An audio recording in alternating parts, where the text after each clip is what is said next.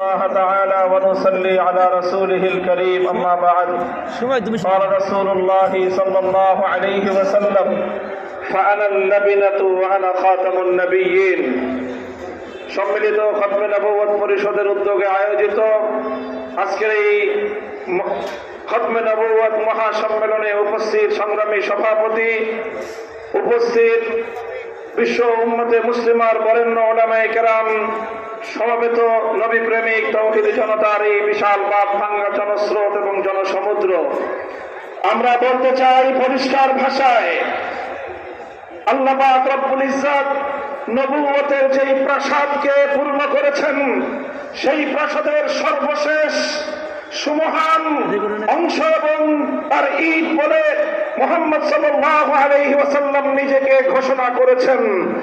আল্লাহ নবীর পরে ইসলামের নবুয়তের এই সুমহান প্রাসাদে অন্য কেউ যদি নবুয়তের পরিচয় দিতে চায়, সে নবুয়তের এই সুমহান রাজপ্রাসাদে আবর্জনা ময়লা বলে বিবেচিত হবে। ইতিহাসের ঘৃণিত ময়লা আবর্জনা কুখ্যাত গোলাম আহমদ কাদিয়ানী এবং তার অনুসারীদেরকে বাংলার রাষ্ট্রে কাফের ঘোষণা দেখতে চাই। পরিষ্কার বলছি, আমরা 2013 সালের নবী প্রেমিক তাওহীদি জনতার শাপলা চত্বরের রক্তের উপর 24-এর যে বিপ্লব প্রতিষ্ঠিত হয়েছে, সেই বিপ্লব পরবর্তী বাংলার মাটিতে কাদিয়ানীর অমুসলিম ঘোষণা হতেই হবে, হতেই হবে।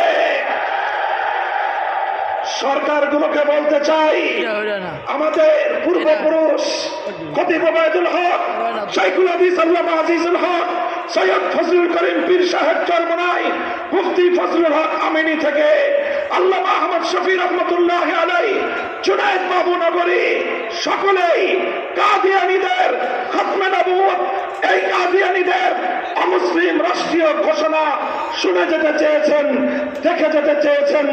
দুঃখ এবং পরিতাপের বিষয়, বাংলাদেশের সরকারগুলো এই কথা রক্ষা করতে পারে নাই।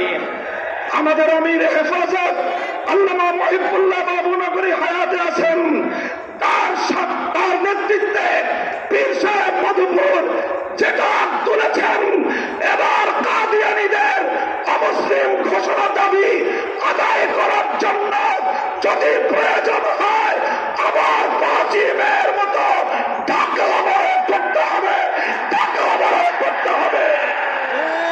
শুধু ঢাকা নয়, প্রয়োজনে জাতীয় সংসদের দিকে লং মার্চ করতে হবে, বাংলাদেশ অবরুদ্ধ করতে হবে, সকল রাজনীতি বন্ধ করে দিতে হবে, পার্লামেন্ট অচল করে দিতে হবে, সচিবালয় বন্ধ হয়ে যাবে, বাংলাদেশ থমকে দাঁড়াবে।